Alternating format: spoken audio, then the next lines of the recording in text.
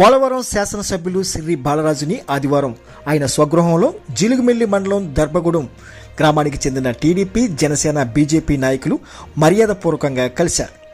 TDP నాయకులు సురేష్ రెడ్డి ఆధ్వర్యంలో TDP శ్రేణులు, జనసేన, బీజేపీ శ్రేణులు ఎమ్మెల్యేని కలిసి శాలువతో సత్కరించారు.